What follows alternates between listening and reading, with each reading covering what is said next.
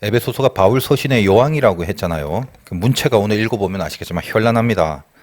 3절에서부터 14절까지, 오늘은 6절까지 읽었는데 만약 14절까지 거기가 한 문단인데, 이 3절에서 14절까지를 세 문단으로 나누시오. 만약에 그런 국어 숙제 혹은 문제가 나오면 이 중에 그 몇 명이나 맞출까 싶어요. 초등학교 때면 그런 숙제나 시험 많았지 않습니까? 얼핏 기억이 나오는데 무슨 뭐 국어책 읽다가 문단 나누기 뭐 그런 이제 숙제들이 있었던 것 같은데, 자, 지금 시간 줄 테니까 3절에서 14절까지 세 부분으로 나누시오라는 시험을 한번 보고 싶네요. 시간 관계상 생략을 하겠는데, 그리고 시간을 준다 해도 맞출 사람이 거의 없을 것 같아서 일단 여러분 그냥 읽어보더라도 길죠. 오늘 6절까지 읽었지만 3절에 찬송하리로다라고 시작해서 마침표가 언제 끝나는가 보면 각각의 절 마지막이 쉽게 맞춰지질 않아요. 여러분 잠깐 한번 보세요. 3절 찬송하리로다 시작해서 3절 마지막에 주시되 아직 안 끝났네. 4절 뒤에 가니까 하시려고 아직도 안 끝났네. 5절 뒤에 가니까 하셨으니 아직도 안 끝났네. 6절 뒤에 가니까 하려는 것이라. 여기 이제 6절에 가서 마치게 됩니다. 그런데 이것도 우리말 성경이니까 이렇게 표현했지, 헬라어 원래의 원문을 보면 3절에서 저 뒤에 있는 14절까지가 그냥 통으로 한 문장입니다. 헬라어 원문은. 그래서 202개의 단어로 구성된 신약 성경에서 가장 긴 문장이 에베소서 여기 1장 3절에서 14절까지의 문장입니다. 바울이 썼는데 문체가 이렇게 긴 복문을 이 정도로 써내려가기까지는 글 솜씨가 꽤 좀 있어야 되겠죠. 고린도 후서에서 바울이 뭐라고 하냐면 자기 자신을 나는 말에는 졸하다. 예전 성경은 졸하다라고 표현되는데 지금 성경은 말하는데 부족하다 이렇게 표현이 되어 있습니다. 그러니까 나는 말을 잘 못해. 그런데 지식은 꽤 있어. 그런 말을 합니다. 그 말은 뭐냐면 글을 잘 쓴다는 거죠. 그래서 신약 성경의 대부분의 서신이 이 바울의 달란트를 이용해서 바울이 기록한 서신이 거의 대부분이 됩니다. 그래서 일단은 이제 오늘은 6절까지지만 3절부터 14절까지 헬라어 통문장 한 문장, 그것을 세 부분을 한번 나누어 놓고 살펴보기로 합시다. 그렇게 만약 문단을 나누지 않으면 여러분이 문체만 화려하지 도대체 이게 머릿속에 개념 자체가 들어오질 않아요. 이걸 읽어보면. 뭐 자세히 읽어본 분이 있는지 모르겠지만. 그러니까 첫째 단락은 어딜까라고 했을 때 오늘 이제 3절에서 6절이니까 여기까지가 첫째 단락이 될 것입니다. 눈치챘죠. 오늘 본문이니까.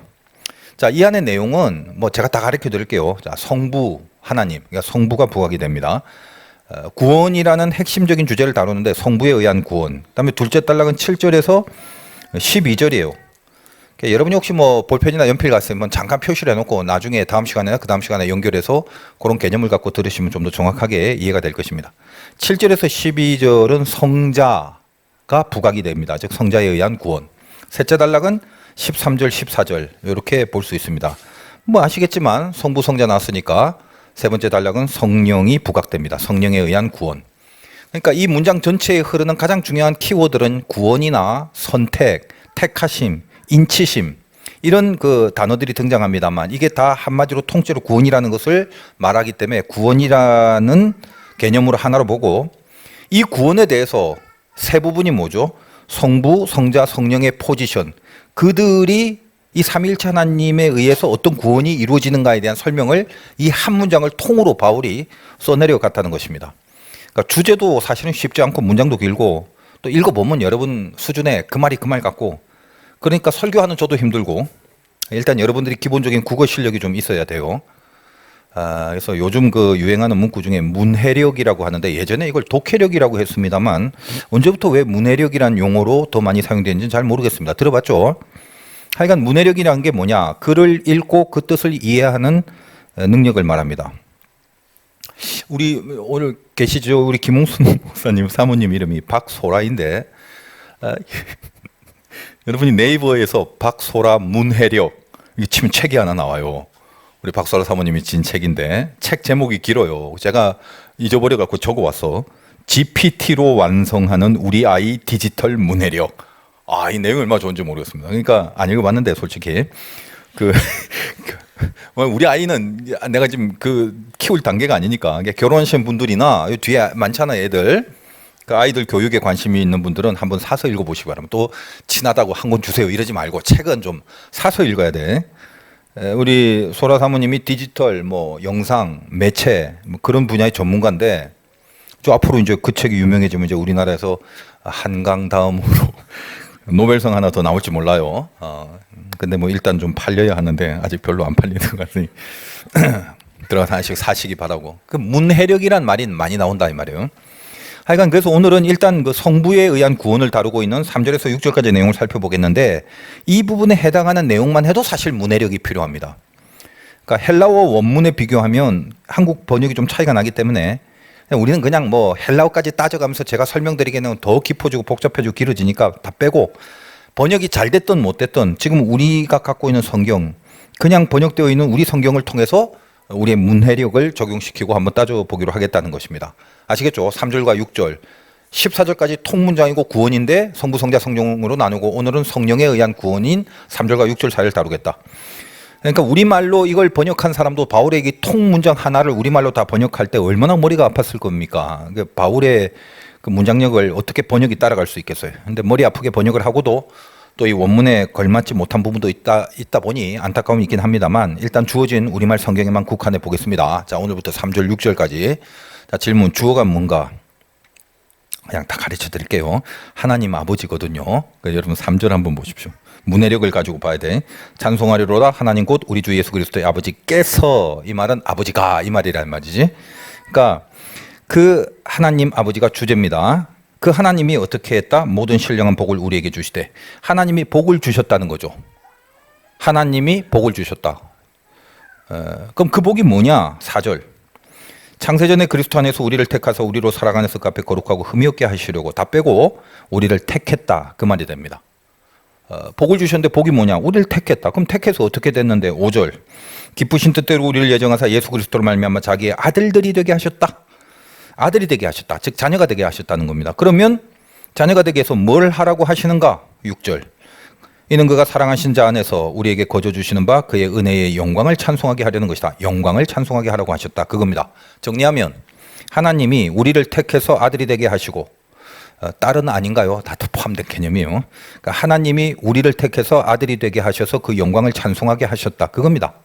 정리해보면 간단하죠.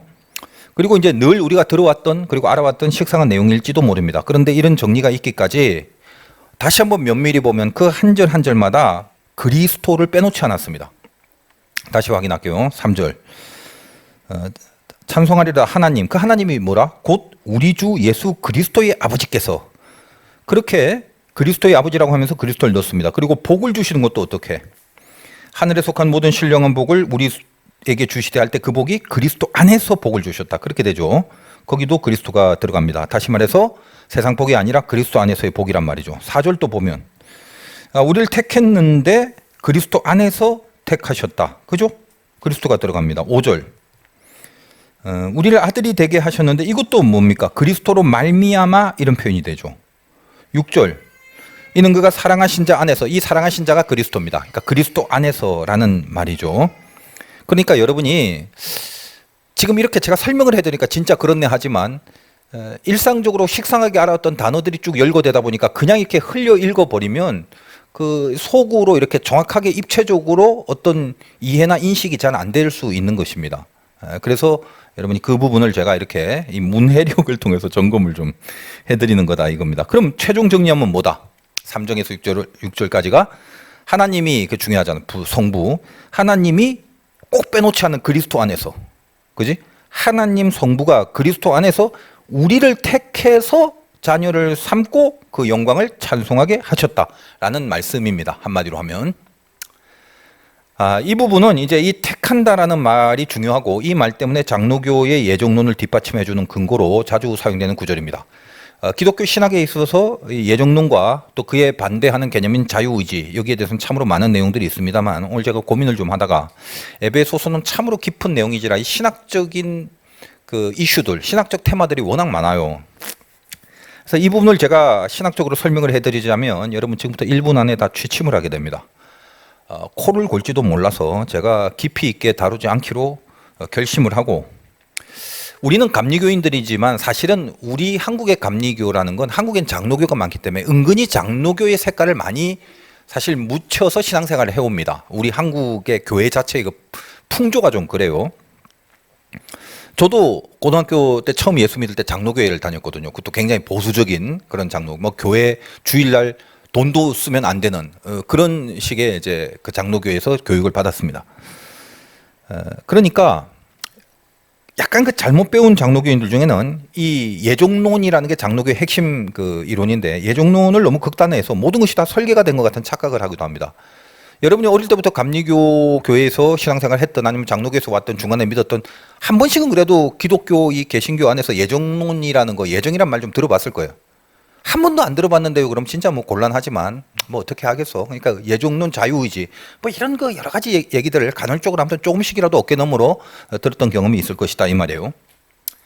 자, 그러면 그 예정론이 너무 극단화되면 모든 게 다 설계됐다, 만들어지고 정해졌다, 내가 오늘 점심에 짜장면 먹을까 짬뽕 먹을까 이것도 다 예정이 되었다고 보는 그런 경우도 없지 않아 있습니다. 지나가다 돌부리에 채여서 넘어져도 무릎팍이 까졌는데 다 예정된 것이다, 왼쪽 무릎이 까졌는지 오른쪽 무릎이 까졌는지도 다 정해진 것이다, 이렇게 주장을 하는 극단성이 있기도 합니다. 물론 이해를 하자면 전적으로 하나님의 주권을 강조하려는 의도라고 봅니다만, 그게 올바른 건 아니겠죠.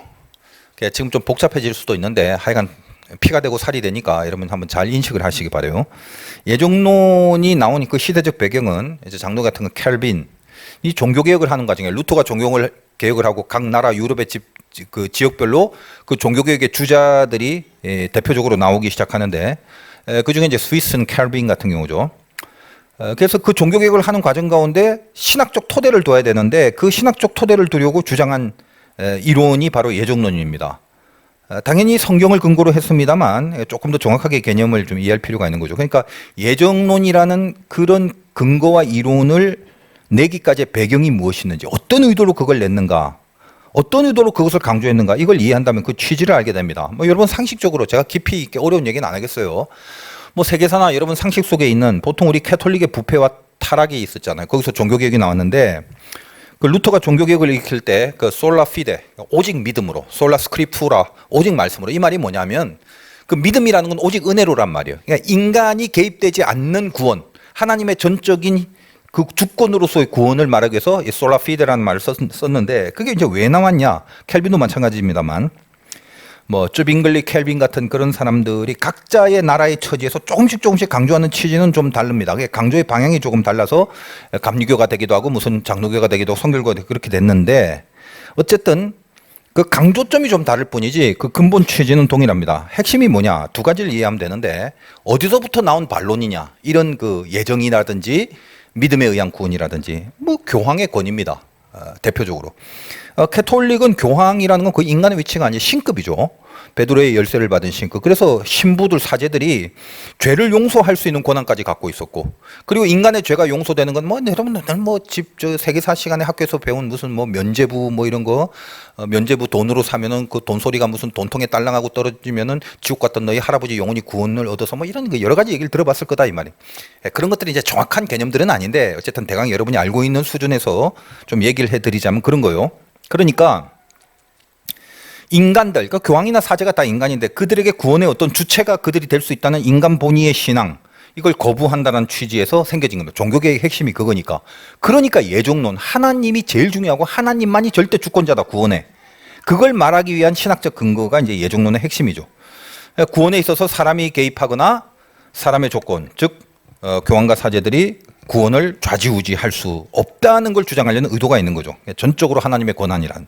그것이 예종론에 들어가 있는 핵심 진리가 되는 겁니다. 그리고 또 하나, 이제 여기가 더 중요한데, 인간이라는 존재가 스스로를 구원할 만한 수준이 아니란 점이에요. 그래서 인간의 의지를 통해서 구원을 논하는 일체의 빌미, 내가 어떤 의지를 얼만큼 발휘하느냐에 따라서 구원이 결정된다라는 일체의 빌미를 다 없애버리는 것입니다. 이것이 이제 예정과 택함과 믿음과 은혜로만의 구원이라는 이 취지의 가장 중요한 핵심 가치죠. 그리고 이 점이 성경적입니다. 이런 부분이 성경적일 뿐만 아니라 동시에 우리 기독교가 다른 여타의 종교와 그 차원을 달리한 독보적이고 구별된 진리로서의 의미를 가지게 하는 부분이 그겁니다. 뭐요? 인간은 자기 스스로를 구원할 수준이 아니라는 것을 인정하고 항복하는 것.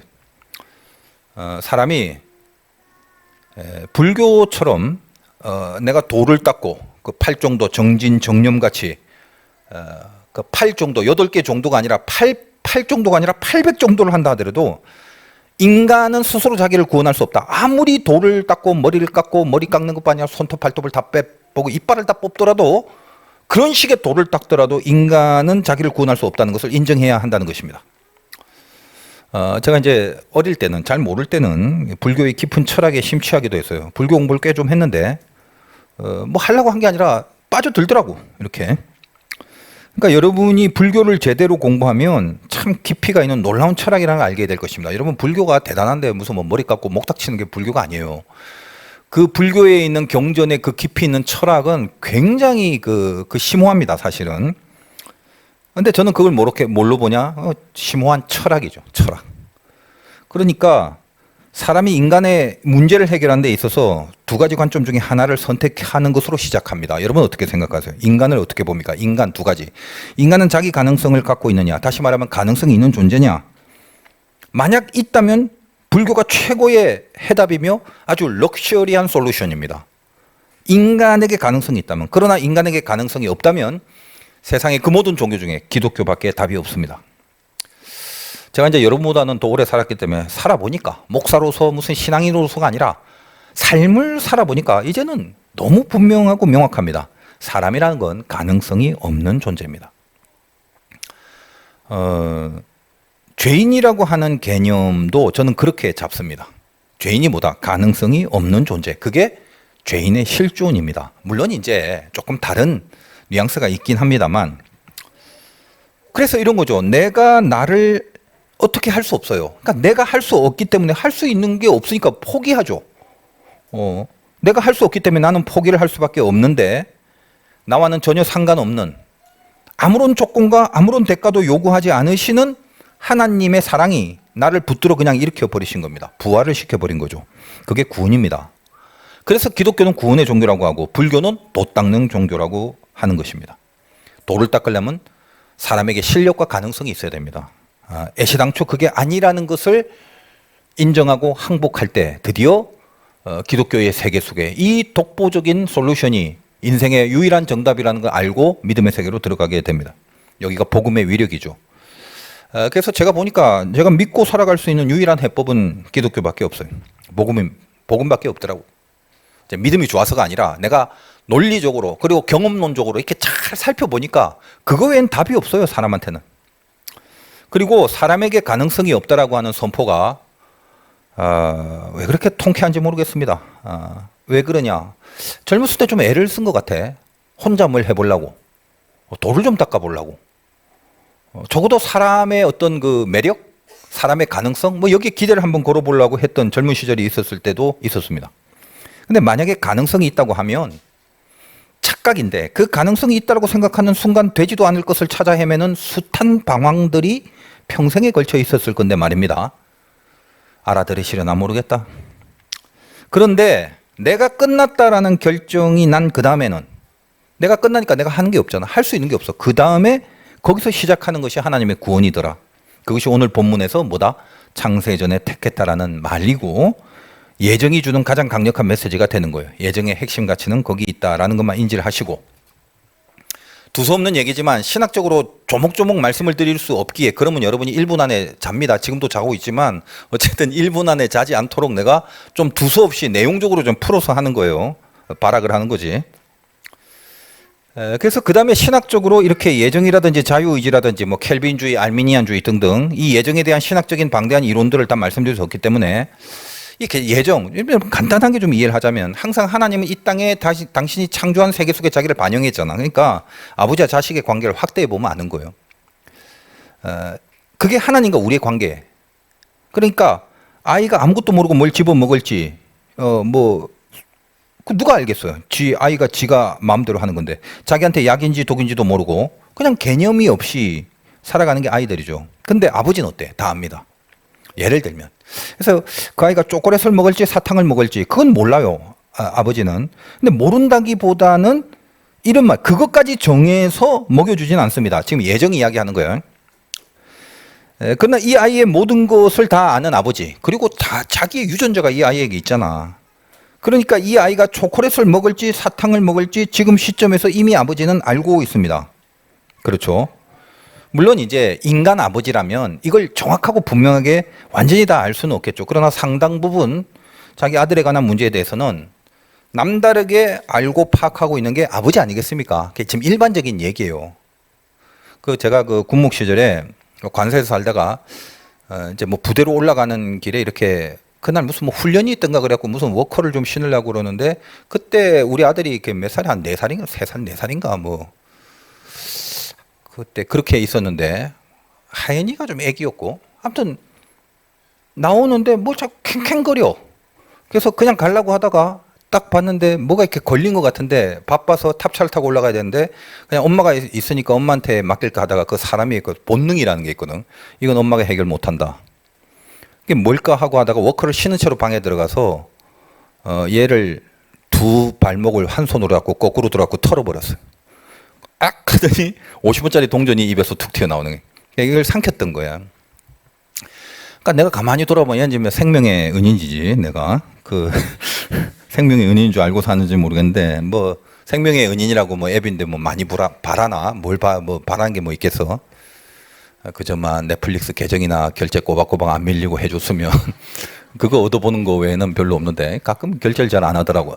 하여간 그때 그 순간적으로 이 아이의 상태가 어떤가를 파악하는 것들이 이게 어떻게 보면 제가 지금 여러분에게 좀 이해를 시키려고 하는 말이에요. 그게 어떤 아버지의 어떤 포지션 이런 게 아니냐라는 것을 지금 얘기를 합니다. 근데 인간의 부족함에도 불구하고 그 정도도 하는데 근데 하나님 아버지는 뭐죠? 완벽하게 모든 걸 아십니다. 그걸 전지하신 하나님이라고 하고 그 부분을 그래서 안다는 것은 예정이 아니라 그걸 예지라고 하는 거예요. 그러니까 결정은 하지 않았지. 초콜릿을 먹어, 사탕 먹어라고 그 어떤 숙명적 결정을 해주진 않았지만 아버지이기 때문에 이 아이가 뭘 할지를 알고 있는 거예요. 인간 아버지는 모를 수도 있잖아. 근데 지금 이 하나님 아버지를 여러분에게 이해시키기 위해서 인간 아버지를 빗대어 지금 설명을 하는 것입니다. 그러나 하나님 아버지는 전지하십니다. 미리 다 아신다는 거예요. 그러니까 예정과 예지는 다른 거예요. 하나님이 우리의 모든 것을 일거수일투족 다 만들어 놓고 설계해서 요대로 따라가게끔 어떤 맵을 그려놓은 게 아니다 이 말이에요. 초콜릿 먹어야 돼. 나 사탕 먹고 싶은데 아니야 초콜릿 지금 먹어. 그러니까 이 예정과 다른 자유의지에 관해서는 어디에 초점을 두고 있어야 되냐면 아버지는 전능하시고 전지하시는 인격이라는 거예요. 그래서 자녀를 인격적으로 다루신다는 게 자유의지인데 그 인격이라는 게 인격 그러니까 무슨 뭐 선하고 부드럽고 아이를 다룰 때 아주 이렇게 정답게 이런 인격이 말이 아니라 그 인격이라는 개념 안에는 자율이라는 속성이 있다는 것이 중요합니다.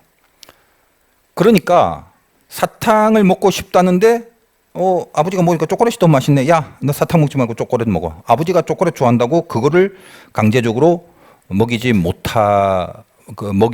사탕을 먹이지 않고 초콜릿을 먹인다. 이런 게 없다는 거예요. 너는 사탕을 먹고자 한다지만 너는 나로 인해서 반드시 초콜릿을 먹게 돼 있다. 알겠느냐? 그렇게 예정돼 있단다. 그렇게 하지 않으신다는 거예요. 그러면 예정의 범위가 어디까지인가? 우리가 성경에서 예정을 논할 때 다분히 어디에 집중적으로 예정을 논하냐면 구원이라는 그 이론을 논할 때 그 구원에 관한 이론이라는 것이 예정이 그 구원에 대하여 설명하려는 데서 나오는 것이다라는 걸 이해하시면 됩니다. 그러니까 얘가 뭐 사탕을 잘 먹든 초콜릿을 잘 먹든 뭐 뭘 먹어서 체하든 뭘 소화를 잘 시키든 뭐 채소 토하든 뭐 이런 여러 가지 뭐 그런다 할지라도 그런 일상의 내용들은 자기 의지로 선택하고 겪어갑니다. 그게 자율입니다. 지가 짜장면 먹고 싶으면 짜장면 먹고 짬뽕 먹고 싶으면 짬뽕 먹는 거지. 그러나 이 아이의 바꿀 수 없는 운명 그게 뭐예요? 짜장면 짬뽕은 지가 마음대로 할 수 있지만 자율적으로 바꿀 수 없는 운명이 뭐냐? 아버지의 아들이라는 신분이다. 이 아이가 아버지의 자녀가 되기까지 이 아이의 조건과 선택은 없습니다. 여러분이 그 가정에서 태어나고 싶고 그 부모를 만나서 내가 선택해서 나지 않았잖아. 근데 그 아버지 편에서도 마찬가지거든요. 낳고 한번 보니까 지독하게 못생겼네. 네 아들 아니야. 혹은 뭐 학교 다닐 때까지만 이렇게 잘 먹여주고 키워주다가 학교 가서 지지리도 공부 못하는 걸 보고 너 내 아들 하지 마. 그렇게 하지 않는 것과 동일합니다. 그러니까 한 번 자녀가 되면 자녀가 된 것도 예정이고 왜 예정이냐고요? 자녀가 선택할 수 없는 상황이기 때문이에요. 하나님이 정했다, 택했다. 그리고 자녀로서 대우하시고 자녀로서 기르시고 자녀로 죽게 되는 겁니다. 그게 예정입니다.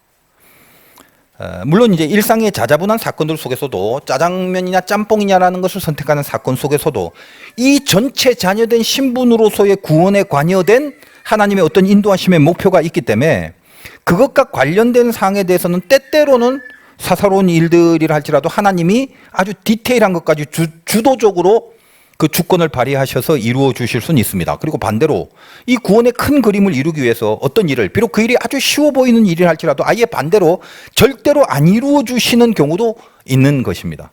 그러므로 이 예정이라는 것은 전적으로 하나님의 큰 뜻, 즉 우리를 인도하시는 섭리 안에서 궁극의 목적인 구원을 향해서 가는 그런 모든 노종들이 너무나도 분명하고 변개치 않고 확실하다는 것을 말하는 개념이 되는 것입니다. 그렇게 여러분이 이해를 하시면 되고 어렵지 않죠. 그리고 뭐 많은 질문들이 나올 수 있습니다만 핵심적인 취지를 잘 이해하시기만 하면 됩니다. 왜냐하면 이 오늘의 본문이 장로교의 예정의 이론을 주는 아주 핵심적이고 가장 많이 사용된 근거가 되는 본문이기 때문에 이 얘기를 안 할 수가 없는 거죠. 인간이 어찌 신의 영역을 다 파악할 수 있겠습니까? 그래서 차칫 그냥 우리끼리 인간의 수준에서만 생각을 하자면 그냥 뭐 그래서 우리 한 번 해병은 영원한 해병이다 이런 것처럼 우리끼리 이런 생각 해볼 수 있죠. 그 뭐 하나님이 다 예정하고 택하고 그랬다면 처음에 교회 잘 다니고 신앙생활 열심히 하다가 타락하고 하나님 버리고 뭐 그런 경우도 숱하게 많은데 언제든지 구원이 취소될 수 있는 거 아닌가요? 그 자녀로 만들어 놓고 끝까지 자녀로 죽게 하는 게 아니라 가만 보니까 뭐 어디 뭐 빗나가고 그럴 수 있잖아요. 가만 보니까 뭐 목사도 머리 깎고 중된 경우도 있고 그러대. 혹은 목사도 뭐 무당도 되고 그런 경우도 있잖아요. 구원이 취소될 수 있는 거 아닌가? 만약에 개판으로 살아도 예정된 사람은 영원히 구원을 받는다면 뭐 하려고 노력하고 그리고 또 뭐 전도는 뭐 하려고 하나요? 어차피 정해져 있는데 늘 우리 수준에선 그런 질문을 하게 됩니다. 그래서 그에 대한 답변을 드리자면 이 답변조차 실은 어설플 수 있겠죠. 하나님의 영역을 우리가 다 알 수는 없는 겁니다. 그러나 성경에 근거하여 틀리지 않은 이해를 해본다면 이런 질문들이 우리가 살아가면서 숱하게 많이 듣고 하고 생각하는 고민거리니까 두서없지만 이 내용적으로 한번 이렇게 좀 부드럽게 한번 다뤄보자는 거예요. 어차피 본문이 예정에 대한 거니까. 성경적 이해가 이런 겁니다. 오늘 그 낮 예배도 잠시 말씀드린 것처럼 그 신비하게 이런 게 있어요. 늘 그 예배가 낮 예배 설교를 하게 되면 그 메시지가 젊은이 예배 때 오버랩되는 그런 경우가 많은데 그것도 참 깊은 섭리라고 여겨져요. 제가 뭐라고 했냐면 신부는 실력을 부른다라고 말씀드렸어요. 백조가 맞다면 적어도 호수 위를 날게 돼 있는 겁니다. 그러니까 난 원래 백조 맞아. 택했어. 택함 받은 백조야. 백조 맞는데 난 날지는 못하더라도 나는 백조야. 그래서 난 그냥 막 열심히 뛰어다닐 거야. 그럴 수 없다는 거예요. 그러니까 그 백조 아닙니다. 오리죠. 뭐 오리도 아니라면 닭 정도 될라나. 백조는 호수를 날아야지. 그러니까 진짜 구원을 받았다면 어떤 그 인간의 연약함 때문에 실수나 실패나 잠시 상태가 안 좋아지는 그런 경우가 있다 할지라도 결국 끝까지 지 맘대로 살도록 내팽개쳐지지 못한다는 사실이에요. 만약에 정말 하나님의 자녀로 택해졌는데도 끝까지 개판으로 산다면 그거는 구원이 취소되는 게 아니라 택한 자녀가 아니라는 명백한 증거가 되는 겁니다. 여러분 어떤 사람이 교회 열심히 다녔다고 그 사람이 구원받은 사람이라는 걸 여러분이 판단할 수 없어요. 그건 하나님은 판단하는 거지. 내가 목사 노릇을 한다고 내가 구원받은 사람이라는 걸 여러분이 판단하거나 내가 판단할 수 없다고. 그건 하나님이 판단하는 거지. 예수를 믿는 것에 구원이 달려있지만 예수를 믿는다는 진심은 자기만 아는 것이고 이걸 누가 판단할 수는 없는 거잖아. 그러니까 말씀드렸죠. 백조가 맞다면 적어도 호수 위는 날아간다는 겁니다. 그러므로 택한 자녀가 맞다면 지금의 어떤 연약함 때문에 생겨지는 방황이나 타락 이런 것들이 영원할 수는 없게 될 것입니다. 눈이 뽑히든 다리가 부러지든 이빨이 뽑히든 어떤 방식을 통해서든 당신의 자녀를 다시 세우실 것은 분명한 겁니다. 그러니까 예정은 핵심이 그래. 자녀가 되었다는 거 그겁니다. 그것처럼 강하고 진한 것이 어디 있어요? 그 신분은 변할 수 없는 것이고 그 신분은 내가 스스로 만들거나 돈을 주고 사거나 뭐 돌을 닦거나 착한 행실을 통해서 되어지는 것이 결코 아니다 이 말이에요. 그래서 무슨 메시지를 주나요?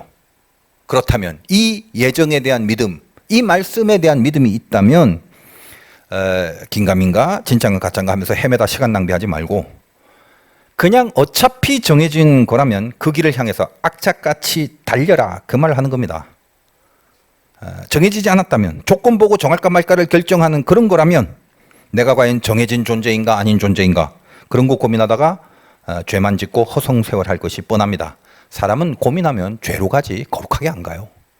사람은 방황하면 죄 쪽으로 방황하지 거룩한 방황이라는 건 없습니다. 그게 인간의 한계예요. 예정은, 오늘 이 택했다라는 말은 바로 그런 점을 우리들에게 명확하게 지도해 주는 겁니다. 너는 틀림없다.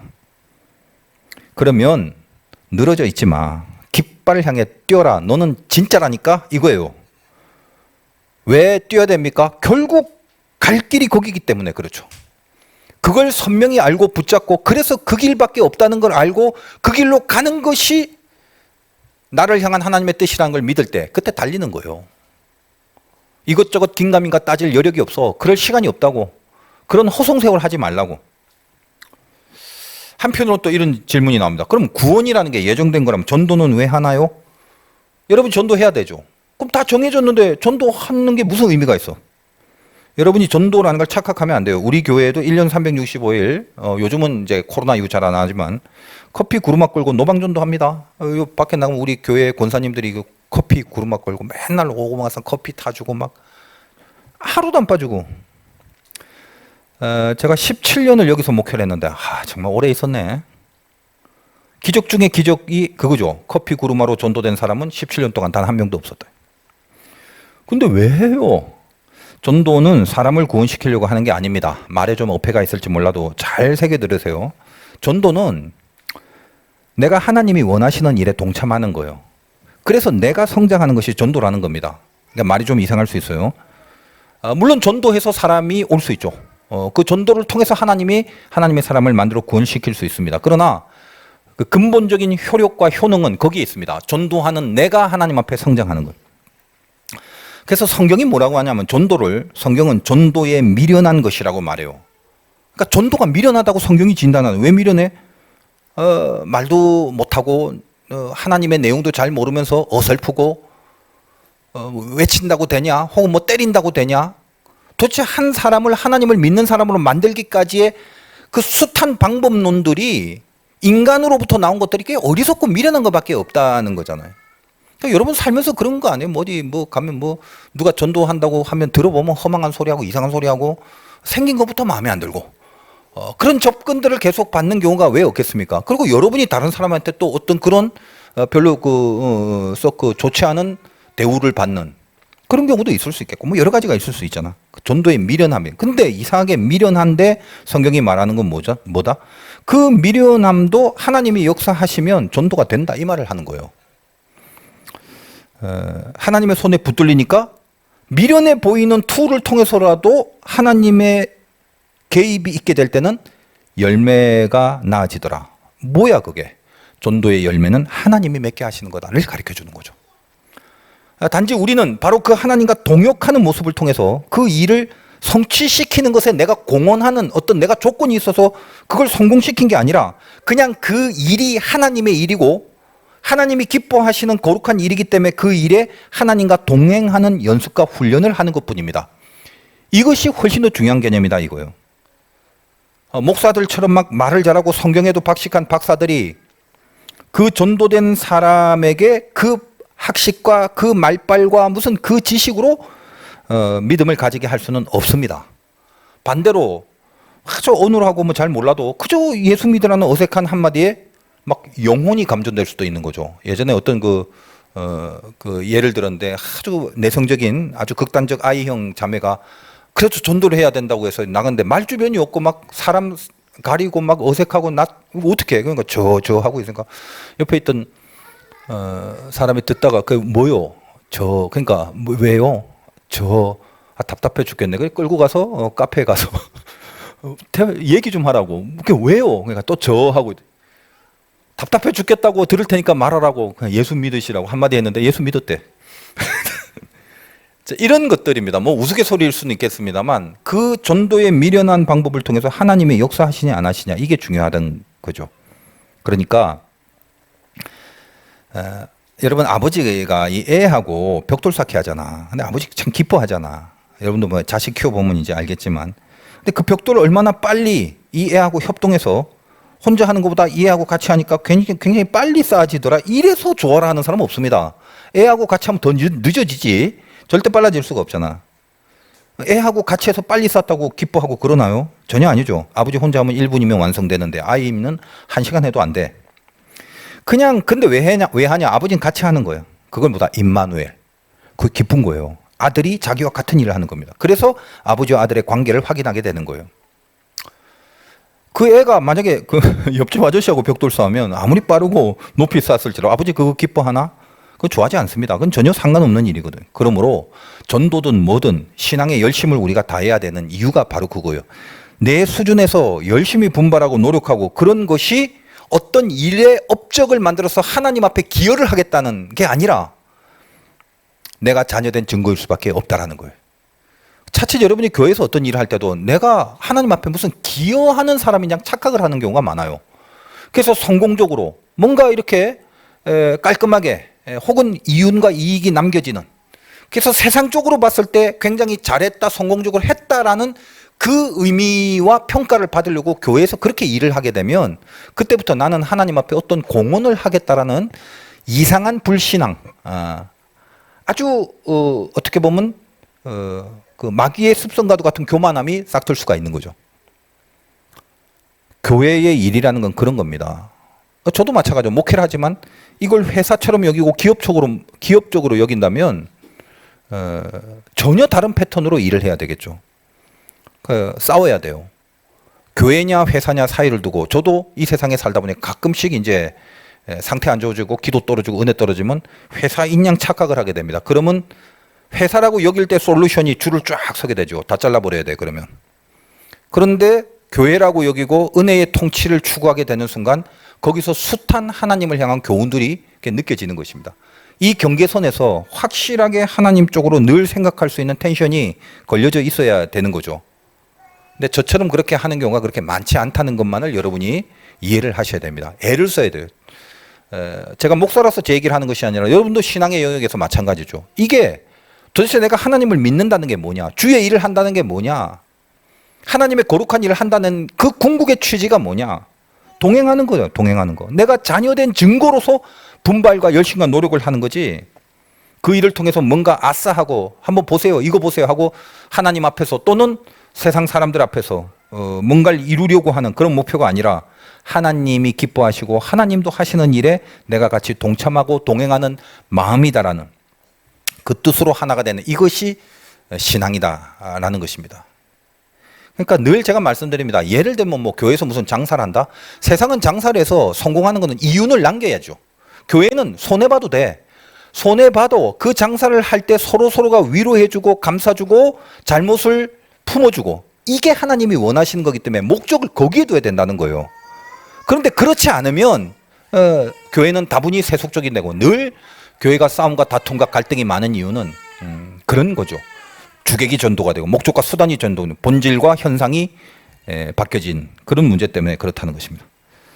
오늘 참 굉장히 사실 어려운 이슈들인데 지금 부드럽게 하고 있어요. 부드럽게. 다시 정리하자면 자녀라는 신분을 만드는 데 있어서 하나님은 우리를 예정하여 택하셨다는 겁니다.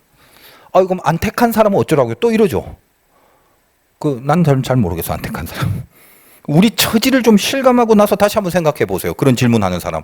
나는 좋아요. 택함 받은 자녀라고 칩시다. 그럼 안 택한 사람은 어떻게 해요? 내 친구는요. 뭐 이렇게 나올 수 있죠. 근데 다시 저도 잘 몰라요. 근데 우리 처지를 한번 실감하고 생각해 보자는 거예요. 자, 물에 빠져서 죽어갑니다. 우리가 그랬다고요. 수영할 실력도 없어요.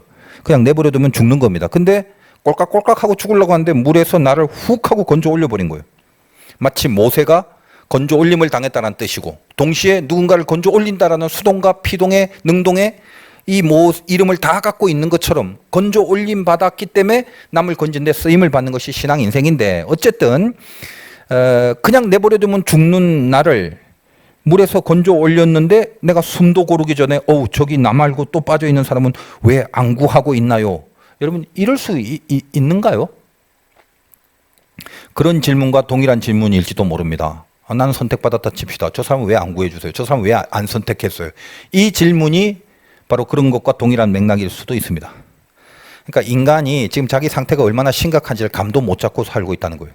죽을 수밖에 없었던 사람, 그게 나였다라는 걸 잊으시면 안 됩니다. 이 스탠스에서 모든 것이 출발하는 거예요. 애굽의 장자가 죽듯이 반드시 죽었어야 될 운명인데 피가 그 위에 덮여져 있는 순간 죽어야 될 존재가 살게 된 것이 나의 스타트입니다. 이걸 놓치면 그 다음에 어떤 것이 있었더라도 기초가 그게 아니라면 전부 다 허망한 것들이 되는 거지.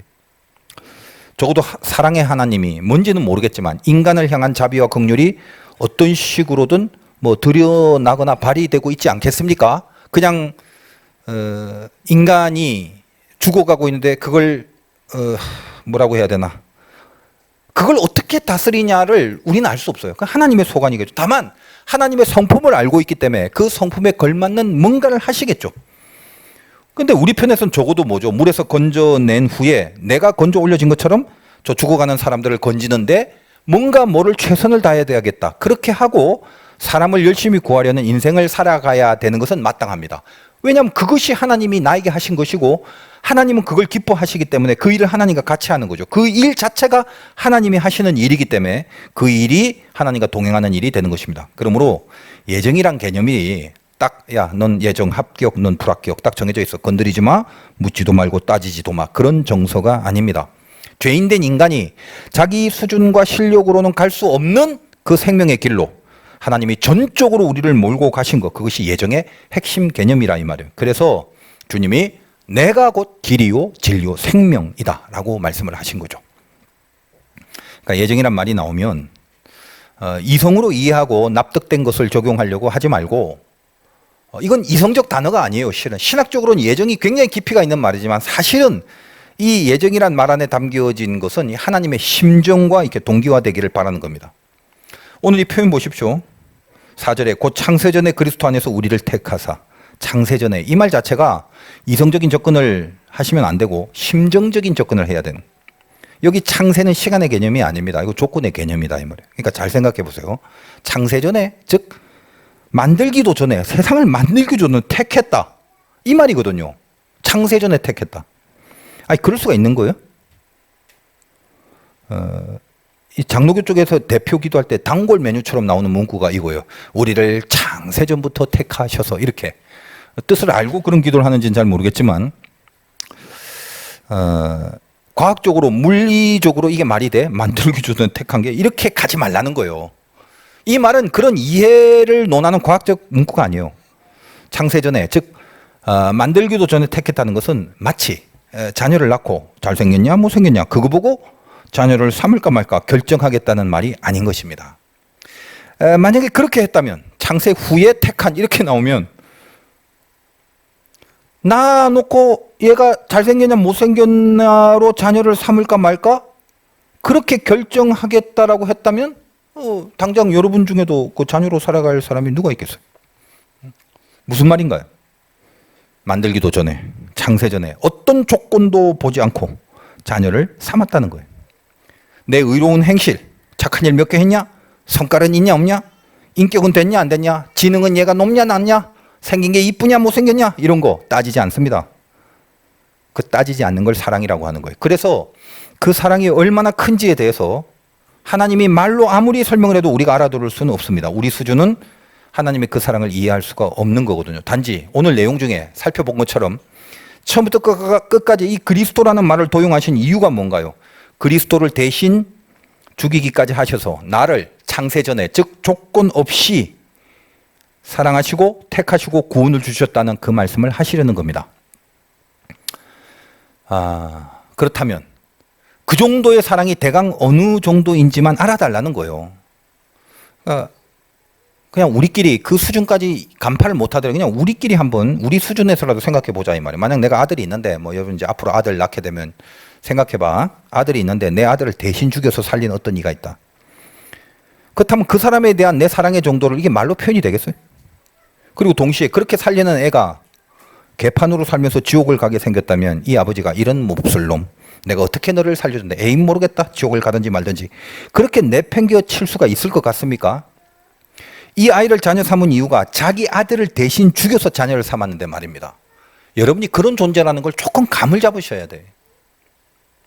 여러분을 향한 사랑과 하나님의 그 집요함이 집 애착이라는 말로는 너무 약하고 끝까지 반드시 해내고야 마신 하나님의 그 집념이 우리를 향하여 그 불타는 집념, 이것이 끝을 보고야 마시겠다라는 그 정도로 우리를 다루시고 이끄시는 우리를 향한 그 사랑의 집념, 그 절대성에 대해서 조금이라도 감각을 가졌으면 좋겠다는 것입니다.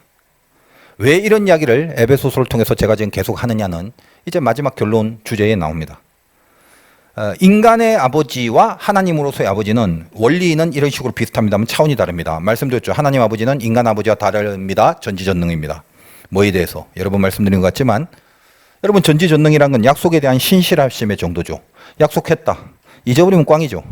절대 안 잊는다 라는 의미에서 전지하시고, 안 잊어버렸는데 해줄 능력이 없다, 그것도 꽝이죠. 그러니까 절대로 해줄 능력이 없는 분이 아니신 전능하신 분이다.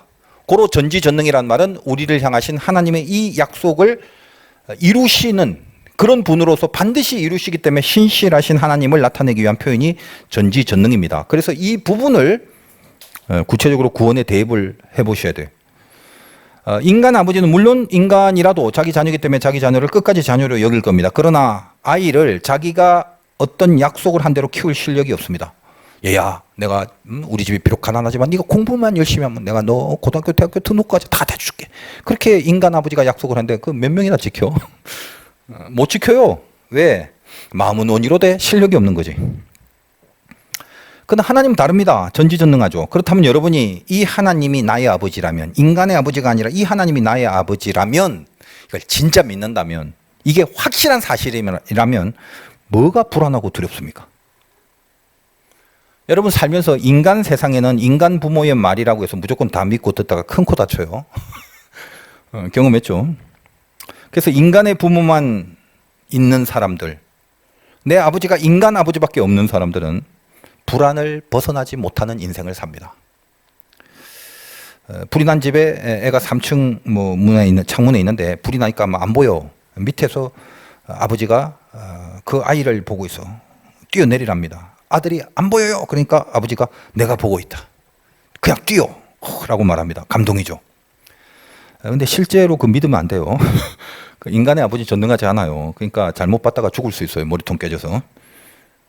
근데 나의 아버지는 뭐다? 하나님 아버지다라는 거예요. 하나님 아버지가 보고 있다, 뛰어. 바로 뛰어야죠. 그러면 두말할 것도 없이 바로 뛸 수 있죠. 그거는 그 전능하고 전지하신 하나님이 내 아버지가 되어주셔서 당신의 독생자 아들을 나 대신 죽게 하실 정도로 나를 사랑하시사 하늘에 있는 모든 복을 더 주시려고 내 조건도 안 보고 택하셔서 흠없게 키우시려고 자기 아들을 삼아 버리셨다는 겁니다. 그 사실을 믿는다면 우리가 그 은혜의 그 영광을 마땅히 찬송하고 살아야 하는 것이 아니겠습니까? 그런 거예요. 결론이. 목이 너무 아프다.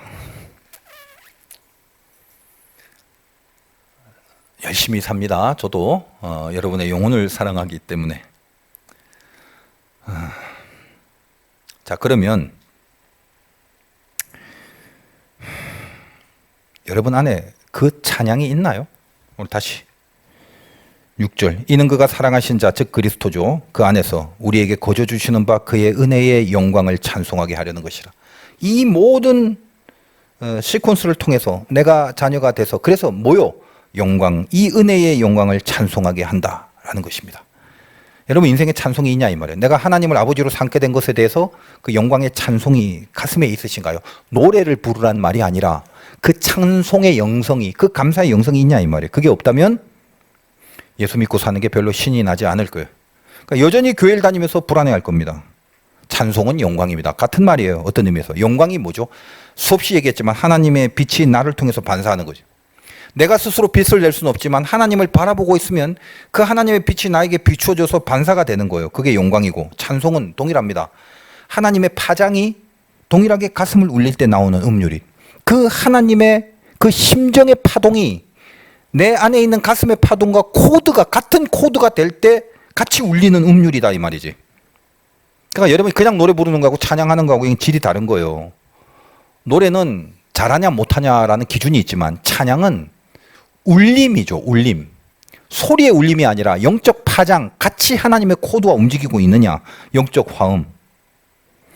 그러니까 영광이나 찬송이나 둘 다 어떤 의미에서 제가 같다고 했냐면 결국 혼자 하는 게 아니라 파장으로 연결되어서 나오는 빛이 와서 반사되는 거고 그 하나님의 가슴의 울림이 나에게 전해져야 되는 그것이 영광이고 찬송이다라는 의미에서 같은 맥락이다라는 것입니다. 여러분 화음이 뭡니까? 뭐 기타 치고 좀 찬양하지만 질서죠. 질서, 코드. 피타고라스가 원래 그 수학학자였고 피타고라스 학파는 당시 아주 유명한 학파였습니다만 수학을 담당한 학파가 아니라 원래 거기가 음악을 담당한 학파였어. 그래서 세상을 자연수로 보고 1, 2, 3, 4, 5, 6, 7, 8 일정한 질서가 있다는 걸 보고 이 음계에도 질서를 잡아서 여러분 뭐 늘 배웠던 화음 장삼도 단삼도 이런 것들에 대한 화음이 그 피타고라스 학파에서 나오게 됩니다. 그러니까 음악 학파였다 이 말이지. 그래서 이 찬송이라는 건 음악이기 이전에 음악 안에 있는 질서 어떤 그 연결된 파장 그 동일한 간격의 코드로 진행되는 세상의 질서가 은근히 숨겨져 있는 것 그것이 음악입니다. 사실은. 그러니까 하나님의 코드가 있는데 그 코드가 내 안에 들어와 있으면 하나님이 움직일 때 내가 같이 움직이는 거예요. 그게 찬송이거든. 그리고 그 울림을 듣고 있는 자들이 같은 코드로 있을 때 거기를 울리는 거예요. 그걸 은혜의 전파라고 그러지. 내가 늘 얘기하지만 저기 뭐 도를 딱 치면은 여기 보이지 않지만 미세한 기타의 도줄도 같이 움직인다고. 이게 파동이다 이 말이에요. 은혜가 된다. 듣고 있는 사람이 하나님의 가슴의 울림과 찬양하는 사람의 가슴의 울림의 코드와 똑같은 코드가 있을 때 은혜가 되는 거지. 아무리 무슨 잘하고 현란하고 음색이 뭐 멋있고 이런다고 해서 은혜가 되는 건 아닙니다. 감동이 있을 수는 있어도 은혜하고 감동은 다른 거예요. 저는 우리 찬양이 좀 은혜의 찬양이 됐으면 좋겠어. 감동의 찬양이라면 이제 실력이 동반돼야 되기 때문에 그건 좀 힘들 수 있다고 봐요. 그러나 교회가 무슨 노래 부르는 데야? 무슨 노래방이야? 아니잖아요.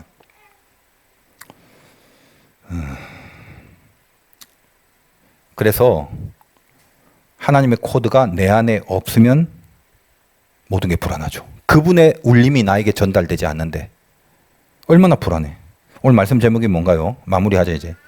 자기 선택이 불안한 이유. 뭘까요? 왜 여러분 선택이 불안해? 여러분 선택에 안심이 되고 확신이 드는 경우가 있나요? 그럴 때도 물론 있겠지만 대부분 큰 것들 앞에서는 더욱이 더 불안합니다. 왜? 핵심은 그거예요. 내 정체에 대한 개념을 믿지 못하기 때문에. 선택하는 주체가 난데 나를 내가 몰라. 내 정체가 불분명한데 뭘 선택한들 무슨 확신 안심이 있겠어. 죄다 불안이지. 에베소서 전체 주제가 이 앞에 있죠. 뭐라고? 확실히 알고 분명히 행하자 아닙니까? 근데 어디 문제가 생기나? 확실히 알았다 한들. 그리고 분명히 행할 것을 각오한다 한들 우리는 뭐다? 현실이라는 것을 만나게 됩니다. 그리고 우리가 살아가는 이 땅이 바로 현실입니다. 현실이 뭐죠? 제가 내린 현실의 결론. 현실의 정의. 간단해. 현실은 믿음을 방해하는 곳. 알고 행하는 것이 믿음의 전부고 그게 에베소서 주제인데 현실은 알고 행하는 사이의 연결을 끊어버린 역할을 해요. 현실이. 내가 은혜를 받고 말씀을 받아서 이미 알고 있는 것을 행위로 옮겨야 되는데 정작 옮겨야 할 필드가 아주 생생하고 아주 참혹한 현실의 영역이기 때문에 이게 결코 쉽지 않다라는 거예요. 여러분 현실은 세상 원리로 가득한 곳입니다. 기독교 진리와 모든 거 다 반대죠. 우리는 사랑, 양보, 용서, 자비 그런 거 아니에요. 세상은. 세상은 밟아야 하고 죽여야 하고. 내가 죽어야 하는 것이 기독교인데 세상은 살아남기 위해서 오히려 남을 죽여야 하는 것이 세상이고 현실이에요. 거기에 우리가 던져져 있습니다. 세상의 원리가 구동되는 곳에서 하나님의 원리로 살라고 던져져 있다는 거예요. 그래서 실존이란 말을 많이 합니다. 제가 여러 번 얘기를 했습니다만 사실 뭐 20세기 서구 근대 유럽의 철학, 실존주의, 뭐 실존이란 말 얼마나 많이 써요. 실존은 본질에 앞선다. 사르트르의 대표적인 말이죠. 근데 이게 참 슬픈 말이에요. 무슨 말이에요? 좀 어려운 말인가? 실존이 본질에 앞선다. 여러분 본질이 뭐예요? 그 존재의 목적이 본질입니다. 이 컵이 있잖아. 이 컵은 물을 담는 목적이 있어요. 근데 만약에 컵이 깨지면 뭐다? 본질이 없어지는 거야. 그러니까 물을 담고 있는 한, 거기에 사용되는 한 이 컵은 뭐다? 목적을 이루고 있는 본질이다 이 말이에요. 그럼 여러분 앉아있는 의자 본질이 아니에요. 의자의 본질이 뭐예요? 그렇게 사람이 앉아있게 하는 거. 그게 본질이죠. 물론 뭐 이제 뭐 가끔 예배 시간에 엎어져 자기도 하는데 이용되기도 합니다. 어쨌든 그 앉아있게 하는 것이 의자의 본질이지. 근데 만약에 뭐 예를 들면 의자가 뚝 부러졌어. 다리가. 그러면 어떻게 돼? 더 이상 사람이 앉을 수 없죠. 그러면 본질이 없어지는 거예요. 그럼 의자는 의자로 존재하는 게 더 이상 아닙니다. 자, 인간은 어떤가? 왜 사는지 모릅니다. 내가 볼 땐 그냥 돈 벌려고 살라. 그렇게 왜 사는지를 모르는데 의자 같으면 다리 부러지면 없어져 버리거나 컵은 깨지면 없어져야 되는데 인간은 왜 사는지 모르는데도 불구하고 죽지도 않고 삽니다. 본질을 모르는데 존재합니다. 그걸 사르트르는 실존이라고 했던 것입니다. 그래서 뭐 좀 어려운 개념일 수도 있는데 사르트르의 구토 같은 책을 보면 가만히 마로니에 공원에서 나무 보면서 구토가 나와. 왜 구토일까? 그것이 주는 철학적 깊이가 상당하죠. 목적도 모르고 존재하는 것이 그것이 염증이 나는 거야. 이 경지를 너희들 어떻게 이해를 하겠니? 내가 아무런 의미도 없이 산다는 것이 구역질이 나는 거야. 이게 사르트르의 구토다 이 말이야. 실존주의를 표방한 이런 말 좀 복잡하니까. 하여튼 근데 여러분 이게 의미가 지금 이거하고 상관이 있는 거죠. 여러분도 마찬가지죠. 인간이 왜 사는지 몰라. 본질을 몰라. 근데 존재합니다. 세상에 그렇게 던져버린 거다라는 거예요. 여러분 하나님 없는 인생이라는 게 다 그런 거죠. 그렇게 그냥 던져져 있는 거예요. 사르트르 같은 실존주의자들은 바로 그 던져진 상태를 전문용어로 피투성이라고 합니다. 피투성, 던져진다. 내가 자발적인 의지를 갖고 들어간 게 아니라 그냥 이렇게 틱 던져졌어. 어딘지도 모르게. 여기서 이제 실존주의 철학이 나오게 됐는데 어차피 던져진 이유도 모르는 채 던져진 거라면 이 사르트르의 실존주의 솔루션이 그거예요. 너 모른 채 던져졌잖아. 피투성이잖아 인생은. 맞아. 그렇다면 그 이유를 이제부터는 네가 알아서 만들어 가야 되지 않겠냐? 그게 실존주의가 주장하는 인간의 기투성이라고. 던져졌는데 그럼 내가 알아서 이제 의미를 가지겠다 해서 내가 다시 자발적으로 나를 던지는 모양새로 바뀌는 이걸 기투성이라고 그래요. 피투된 존재가 기투된 존재로 살아갈 수 있는 자유가 있다. 거기에 인간의 가치가 있다라고 말합니다. 그게 사르트르의 이야기인데 저는 그래서 이 사르트르 같은 무신론적인 실존주의를 제가 싫어합니다. 말은 멋지잖아. 근데 되냐 그게? 응? 의미도 모르게 던져진 존재가 그래서 의미가 없기 때문에 네가 의미를 만들 수 있어서 네가 다시 스스로 의미를 갖고 네 몸을 던져라. 그게 자유다. 말은 멋있지. 되냐고 그게. 아까 말했잖아. 인생을 살아보면 멋있는 것 같이 보이는 것 치고 이게 진리가 별로 없어. 인간은 가능성이 없다는 것에 동일해야 돼. 그게 중요한 것입니다. 늘 그런 질문이 드는 거예요. 그래서 뭐 실존주의도 케르케고르 같은 사람은 유신론적 실존주의자이기 때문에 어떤 신의 개념을 갖고 이것에 대한 솔루션을 내기도 합니다. 이제 그런 철학적 얘기를 한 게 아니라 중요한 거는 내가 나를 알아서 던질 수 있는 실력과 수준이 안 된다 이 말이에요. 그거에 항복을 해야 되고 동일해야 돼. 젊을 땐 그게 안 된다고. 한참 오랫동안 시간 걸렸어 나도. 중요한 건 내가 나를 알아서 던질 수 있는 실력과 수준이 안 됩니다. 그걸 일찍 깨달은 사람은 행복한 거야. 그걸 일찍 깨달은 사람은 무능한 사람이 아니라 영적으로 한 발 더 앞서갈 수 있는 가장 좋은 은혜의 기회를 얻은 거예요. 그러니까 부족하고 모질한 사람들 있잖아 스스로. 굉장히 큰 은혜를 받았다고 생각하시면 돼. 내 한계를 남들보다 좀 똑똑하고 잘난 사람보다 먼저 알았을 뿐이야. 그래서 더 의미가 있어요. 여러분 스스로를 보라고요. 여러분이 뭔가를 선택하고 스스로 선택하고 결정해서 안심한 적이 몇 번이나 있어요. 죄다 불안투성이죠. 그러니까 이 P2 던져졌다라는 어려운 단어 쓸 필요 없어. 그냥 죄인인 겁니다. 그러니까 원래 본질이 하나님과 멀어져 버린. 그래서 던져졌다라기보다도 그냥 타락된 거지. 그 타락된 존재 그게 인간이단 말이에요. 그러니까 P2성이 아니라 뭐 P2성이에요. 그냥 뭐 타락성이다 이 말이. 왜? 거기는 불안밖에 없어. 하나님이 없는 거니까. 근데 거기서 하나님의 아들이 오히려 내가 아니라 당신의 하나님의 아들이 기투성. 주님이 자기를 던져서 이 땅에 오신 거지. 그 방법으로 우리의 이 던져진 피투성의 타락의 세계를 건져 올리셨다. 여기서 실존이 본질을 앞선다라는 이 사르트르의 말이 소멸됩니다. 본질이 실존 안에 들어옴으로써 본질이 다시 살아나는 거죠. 우리에게 다시 존재와 목적과 의미가 생기고 실존이 아니라 본질이 돼서 존재하는 거. 그게 구원의 증거가 되는 겁니다. 철학적인 말입니다만 여러분 수준이 있다라고 제가 속고 이렇게 찬란하게 말씀을 계속 드리고 있으니 이 맥락 속에서 뭘 붙잡아야 되는지 잘 한번 가슴에 새겨보시고 뭔 소리 하는지 모르겠다는 건 한 번 더 유튜브에서 들으시면 됩니다. 여러분 우연이라는 것이 지배하는 것 같은 이 불안한 세상에서 대상 모든 사람들이죠. 대부분 던져진 운명으로 자기 인생의 어떤 숙명론에 갇혀 살 때가 있죠. 그래서 이 숙명론자들이 어떻게 보면 우연히 지배하는 것 같지만 은근히 인간관계에 참 더 많이 따집니다. 흙수저냐 금수저냐 나는 왜 이런 데서 태어나서 내가 좀 괜찮은 존재인데 저런 곳에서 태어났고 저렇게만 생겼다면 이러면서 굉장히 인간관계를 더 집요하게 파고드는 그런 어떤 뭐라고 할까 그 태생적 우울함 속에 처해져 있는 경우가 훨씬 많습니다. 그런데 그런 인생에 내가 아무 의미도 없이 던져졌다라는 숙명론을 갖고 있는 그런 그 속에 갇혀 살 때는 우리는 저 세상 사람들이 그렇게 살 때와는 전혀 다른 저들과 차원이 다른 뭔가 특별한 것이 있어야 될 건데 그게 믿음이라는 거예요. 그러니까 과연 우리에겐 뭐다? 믿음이 분명히 있는데 이 세상을 내가 갖고 있는 이 믿음으로 산다는 것에 과연 승산이 있을까 하는 불안과 의심과 두려움, 이것이 현실에 들어가는 순간 엄습해 오기 시작한다. 기도도 해드리기도 하고 예배도 드리기도 하고 헌금도 종종 드리는데 이상하게 불안해. 에베소라는 도시가 꼭 요즘과 같습니다. 발달되고 도시적이고 주술적이고 유흥적입니다. 돈이 많이 돌고 있는 상업도시의 항구도시란 말이에요.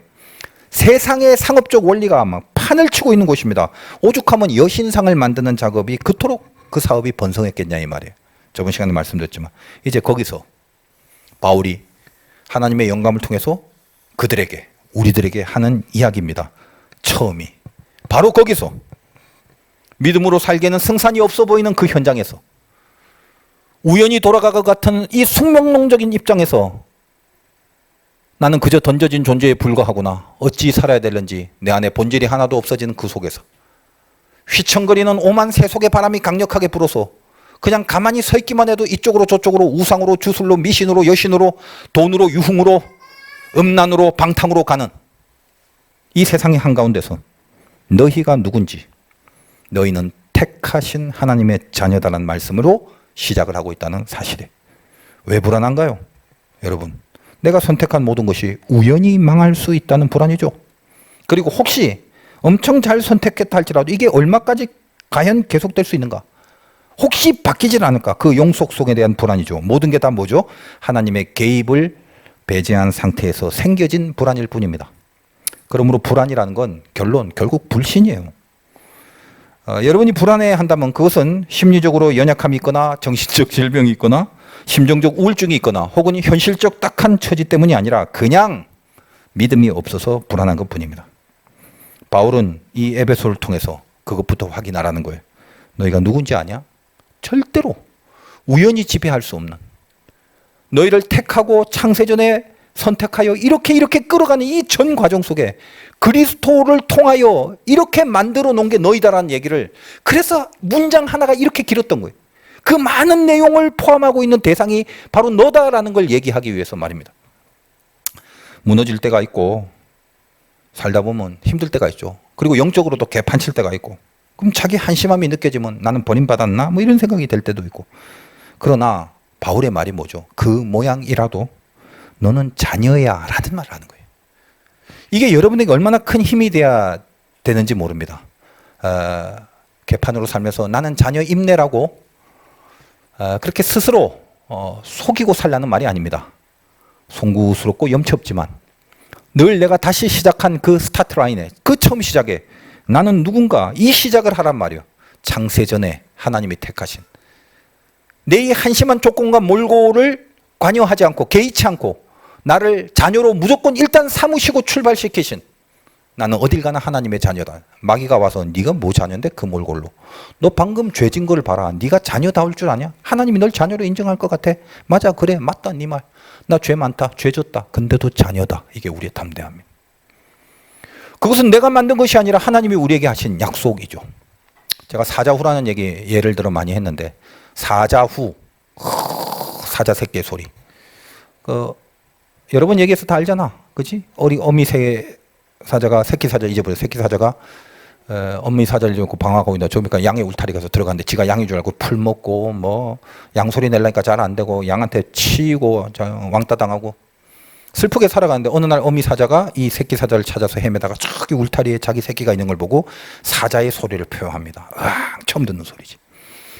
얘는 사자야. 자기 신분이, 사자의 소리를 듣는 순간 자기의 본성에 각성이 생겨요. 난 양이 아니라 사자네. 그래서 이 서린 사자는 으앙 하는 사자의 표현을 처음으로 지르며 옆에 있는 양의 목덜미를 치고 울타리를 넘어서 엄마한테 갔다는 거 아니에요. 그게 사자후예요. 이 피 맺힌 성경 속에서 예수님이 이 땅에 와서 우리를 향하여 외친 사자후는 그거 하나입니다. 너희는 세상의 자녀가 아니라 하나님의 자녀다.